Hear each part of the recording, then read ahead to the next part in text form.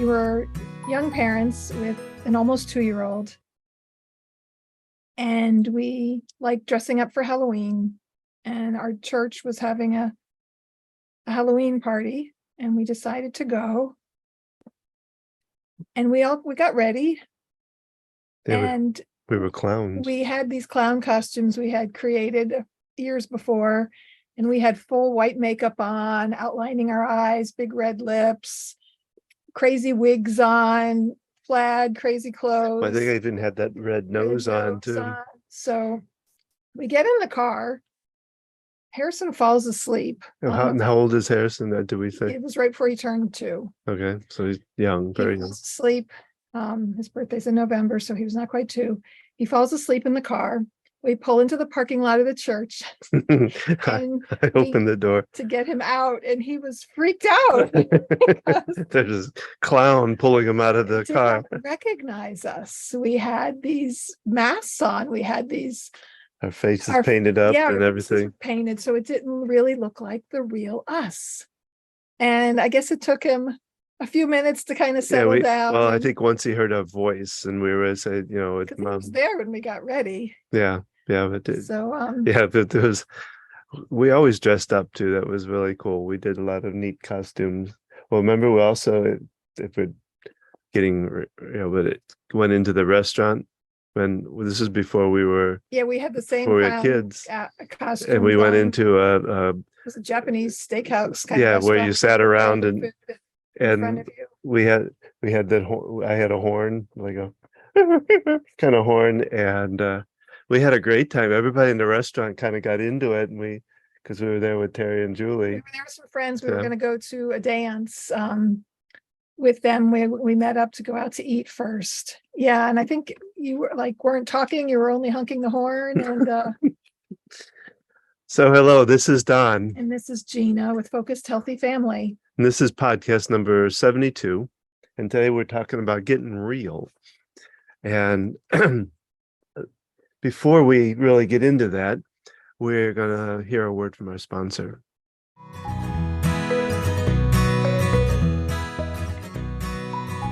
Our sponsor is Q Sciences. I've been a representative for Q Sciences for over a year. I found this company through a friend and did some research and reading about these products. And I really like what I found when I learned about them. The research and time that they've put into the quality of these products to be better absorbed into the body. Things like the vitamin D spray. Our youngest was on a capsule vitamin D, and yet vitamin D levels remained the same with follow-up checkups. And with the spray, it increased.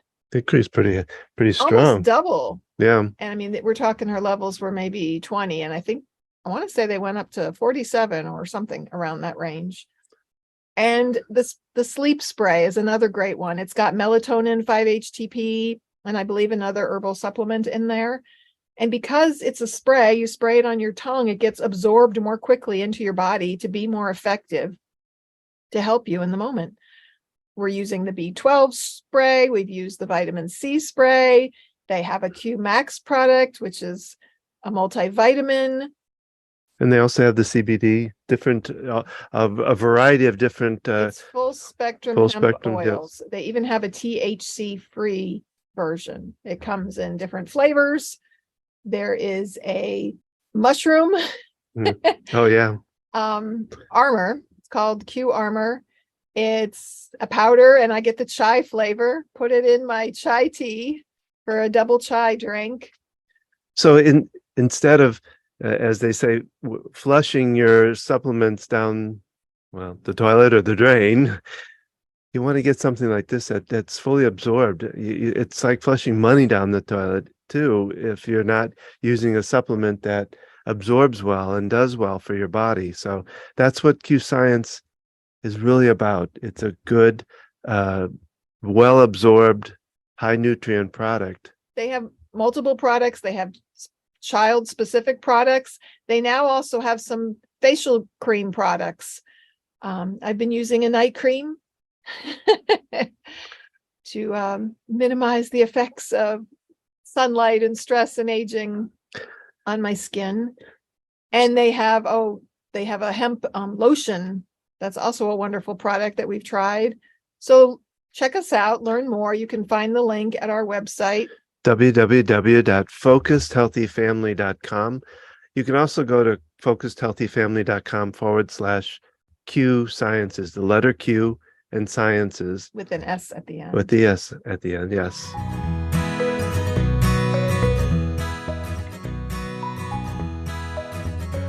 And we're back. And so we're talking Get Real. I kind of named it that because I just got out of the shower and my hair's still wet. But it's inspired by, I listened to one of my favorite podcasts, Zen Parenting Radio. They interviewed my other favorite parenting podcaster, Hunter Clarke Fields, with Mindful Momma Mentor. So their podcast, this was number 721. It's an everyday conversation with Hunter Clarke Fields. And so they have known each other a while and they're along similar paths of parenting journeys. Parenting coaching. Yeah, and they talked about being real with your kids and allowing them to see who you really are. And that's something that I guess came naturally to me.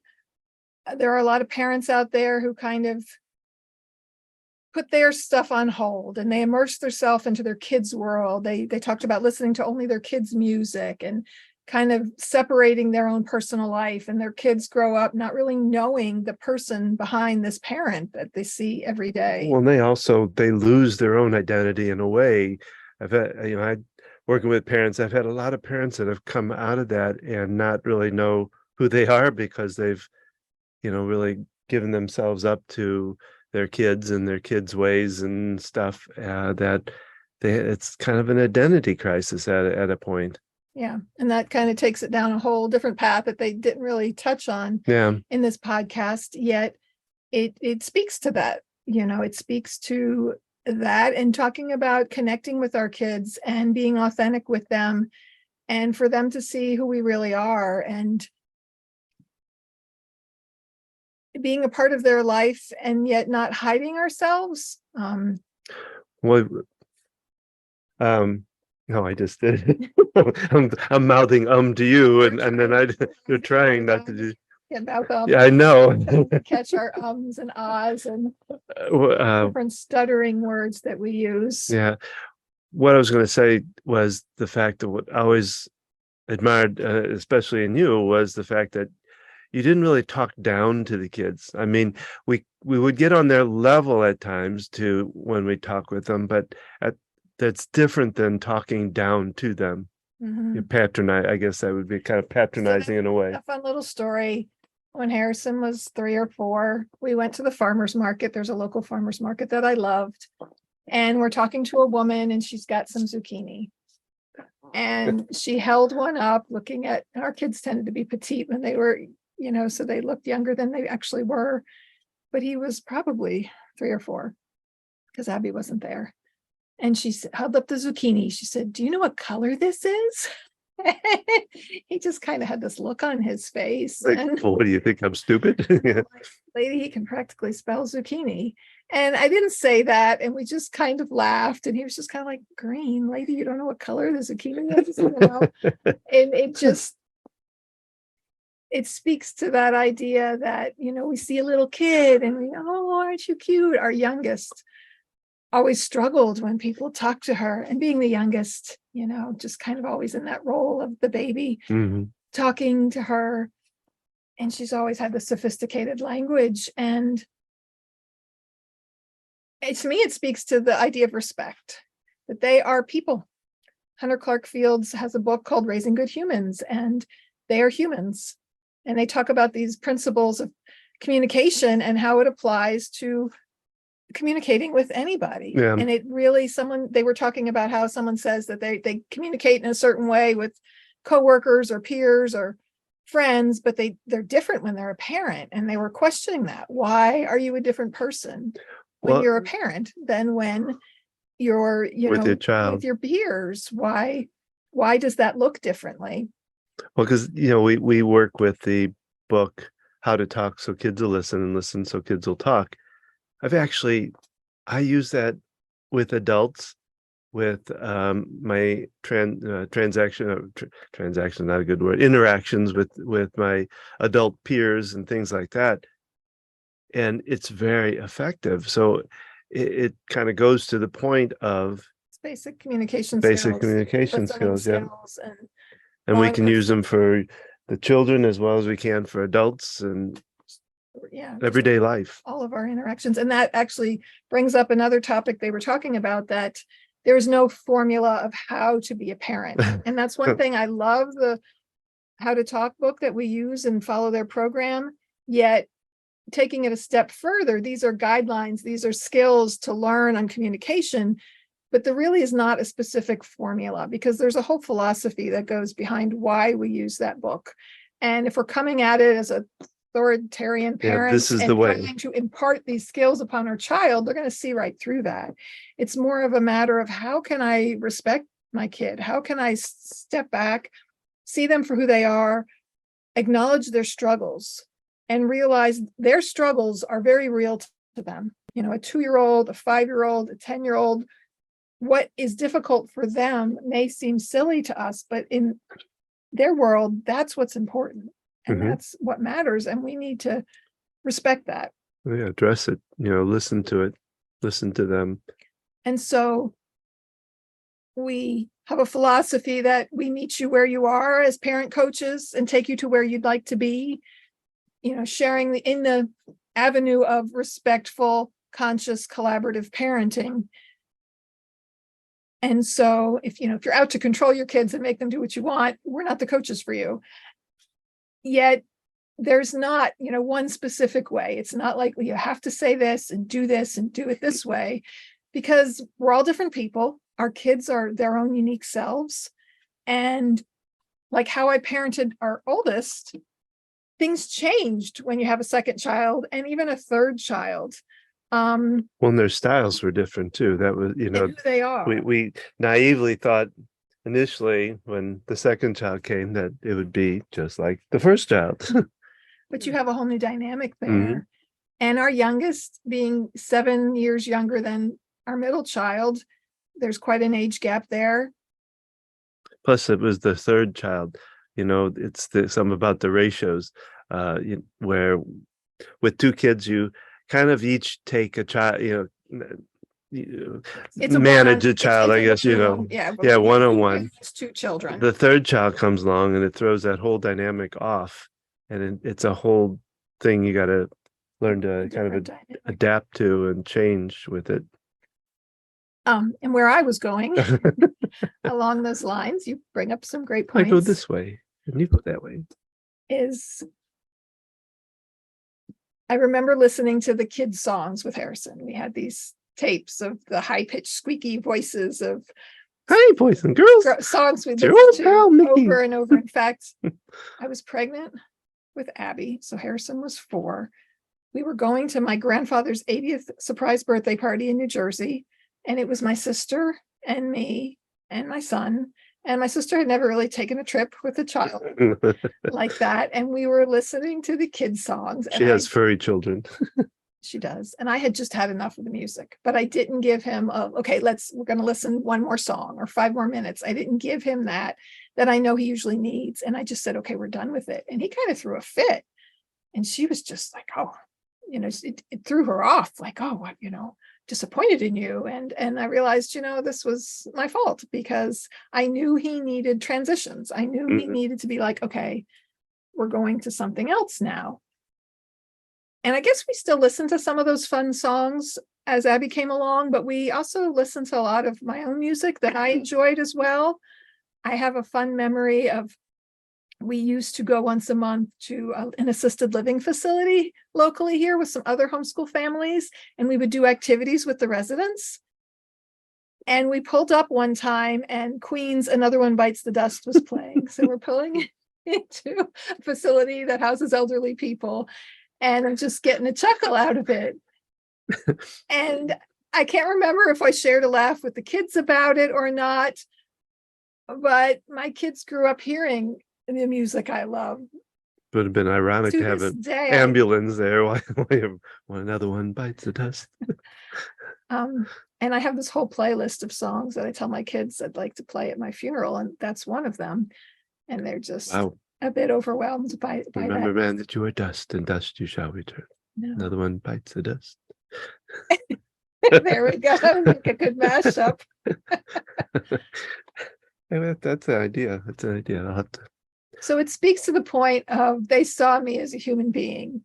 They saw the things that I like to do and the music I like to listen to. And our oldest, I was going to say, he listens to 60s, 70s, 80s songs as much as I do. So he must have gotten some influence from both of us, because I'm a 70s and you're 80s and 70s. I think you like both. Yeah, You're very flexible. Musically flexible. My playlists encompass really back to the 50s all the way to present day. Well, yeah, I like the 40s myself. So being real with our kids, and there's a line of we are the parent, we're responsible for them. And the other thing that they delve into great detail, and there's we're doing kind of a shorter podcast today, not as much time to get into this, but sharing yourself with your child versus dumping on them. And when you're feeling overwhelmed by circumstances, to not be unloading on them and expecting them to be your support system. Okay. It's okay to cry in front of them, for them to see that you're sad. And again, looking at age appropriateness of these, sharing your feelings. Emotions, yeah. And a lot of people, I guess, hide a whole lot of that from their kids. I know that I teetered on oversharing and a little bit too much of letting it all out there in front of them, that they felt in some ways that they needed to take care of mom. Well, it's like the parents that that have come into me, and they're afraid to show arguments in front. Now, I don't want to show abuse. Yet I think it's important for disagreements, for kids to be able to see the full spectrum of that. You're talking about between two adults, for them. The parents with parents arguing or having a disagreement. And I've had them, but to see the part where they resolve, they work through it, versus your parents get in a fight, doors slam, they go up and disappear. I remember worrying when I was a kid that they were going to get divorced. I mean, this was the 80s and everyone was getting divorced. And then they, the next day everything would be fine or whatever. And you never saw that resolution. You never saw the middle component of it. And so it left you not learning those skills of solving things and working things out. And it's like letting your kids fight when they get into arguments with each other. I know I've pointed this out with you sometimes. Our girls will be squabbling with each other, and it's like, it's okay. That's their relationship is their relationship, and that's how they learn these things. You learn a lot from your siblings, how to interact with people, what people tolerate, and so it's an important skill. Well, and for me, it comes back from my childhood when my parents would argue. I believe my mom was, had some depression issues that she went through because of losing a child very young. And they would argue, and then mom would take off from especially at the dinner table. And the next thing you would know is she would be in a room in the dark, sitting at the edge of the bed with a ice pack on her head, saying she has a migraine. And that I always worried about her getting sick and dying because of that. So I mean, you were 3 when your sister got sick and died. So it just, how much we influence our kids by what we do, and if we can do it in a good, appropriate way that shows them how to get past things, how to handle things, so that when the day comes when you're not around, whether they're moved away or you're not around, period, they know how to handle these things. They see you going through difficult moments, making mistakes, doing whatever. They can, at some point, will run into something similar, and they'll be able to say to themselves, this is really tough. It sucks, but I saw mom and dad get through it, and now I know I can get through it too. I think it's an important message for people to understand, for parents to understand. What they do, the mistakes they make are the lessons they learn for the kids. What? Can I speak? No. I had an important thought I there. feel like I'm my family of extroverts growing up as a kid. It's like, I want to say something. it's tough now. I didn't even bother when I was a kid. I think one thing that you can do is just verbalize. I don't feel good right now. I just, I'm just kind of worn out, cranky. You know how you feel when you need a nap, or talking to your kids in an appropriate way, verbalizing what you're doing. I'm going to go upstairs for a little bit. I need to be by myself. And so speaking those things, how impactful that is, when we assume we, make an ass out of you and me, and just talking through things that we're doing with our kids, mom and dad don't agree on this right now, and we're frustrated and we're mad at each other, just like you might get mad at your brother. And we just need a few minutes to cool down and calm down before we can talk about this. And so letting them know that and they talk about letting your kids know, I'm feeling this way right now. It's not your job to, help solve this for me or take care of me. Mm-hmm. And that comes later in life. And that's something you have to show in your actions. And that's the line where I feel like, I know there were times because of my depression and where I probably teetered on oversharing. And so it's just a matter of tuning into yourself and recognizing your strengths and your weaknesses. And are your kids, do they know who you are as a person? And then talking about, as your kids get older, your relationship is going to evolve with them to one where, we have two grown children, and our son, 25, he lives on his own. He's fully functional, saving up money to buy a house. And when you've had to go in the hospital, or, someone has had emergency needs, he's come to our help, and he's in a place where he can do that. He has a job position where he can step away, and I guess he's doing it because we did that for him, and just him being supportive and being there for us. And so I lean on him in a different way, but I still in my mind realize he's a young adult, and there's still a difference there. And yet I'm losing my trains of thought. Trains left the station. It's coming back. No. Having that relationship with them. Hunter Clarke Fields and Kathy and Todd started their conversation talking about teenagers, and that when you build a relationship with your children from a young age, they learn that they can talk to you and they can open up and they can share with you, and they can be real and let their feelings out and speak up. As a kid, I didn't always speak up. I guess, feel that was my place to really share my struggles. And I remember thinking I wanted my parents to just know. And so having that relationship makes a big difference. They talk about enjoying teenagers, and I couldn't agree more. The earliest teenage years are the hardest, in my opinion. And being a part of their life, both our kids that live on their own, they call us. My oldest, he was sick and he was like debating. He's like, call me when you have a chance. He was deciding, do I go to urgent care? Do I go straight to the emergency department? He's got this cough he couldn't get rid of. And he reaches out for my assistance. And our daughter, who's 21 and navigating life on her own and still struggling financially. Else is every night, just about. And they want to be around us and they want to be with us. And yet, they do their own things as well. They have their own time together. And our 14-year-old is delving into that world. I'll be in her room and she'll be like, are you going to stand there forever? She's like, she wants her space. And yet she loves family time when her siblings are around, since they don't live at home anymore.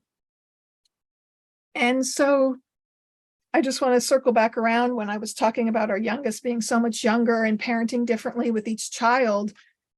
Our rules shifted, and as far as expectations, I'm thinking particular of language, that when your kids get older, you might use curse and swear words that you might not normally use, but they get exposed to it between movies and other things that they wouldn't at a younger age. And understanding, the respect with those words and being okay with it. And so our youngest sort of entered that world earlier than the other two. And when there's a bit of a language is over, and he's like, things weren't, we didn't talk like this when I lived at home. Well, but I've always imparted on all of them that it's how you use the words that makes the difference. If if it's you slam your finger against the door or something and you put a curse word out, there's nothing wrong with that. It's just it hurts, Yeah, but if you're putting somebody down with it, that's a whole different story. And I think Todd and Kathy on Zen Parenting Radio actually have a whole podcast on that. Yeah. Because I actually wanted to listen to it with my daughter.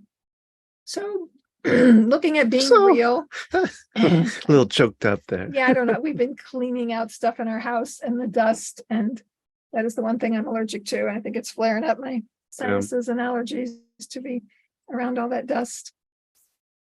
So being real, we'd love to hear your thoughts, your questions on this.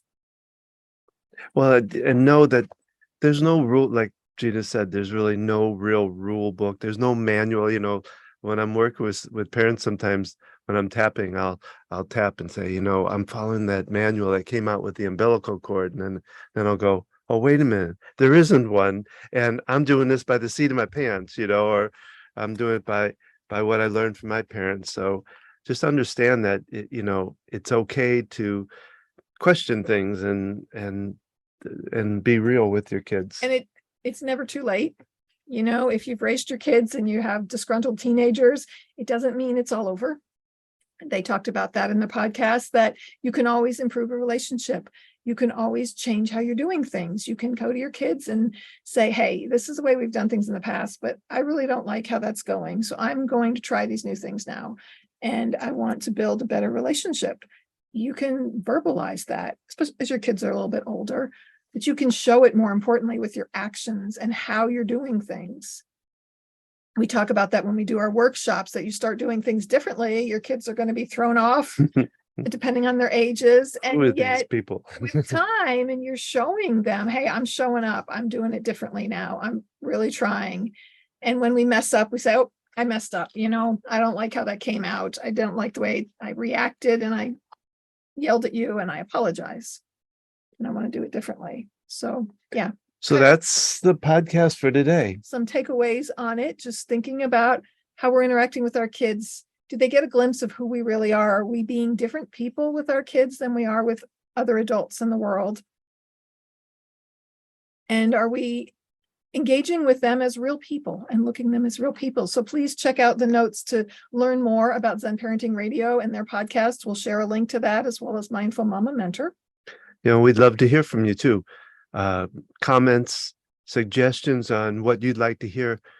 What topics would you like to discuss? You can, if you like what you heard today, you can find out more about our workshops. The podcast is on our website. Our parent coaching program. We also do Tuesday tips. Every Tuesday we put out a podcast. So it's just some real good, effective, simple tips for parents. We also do it by email.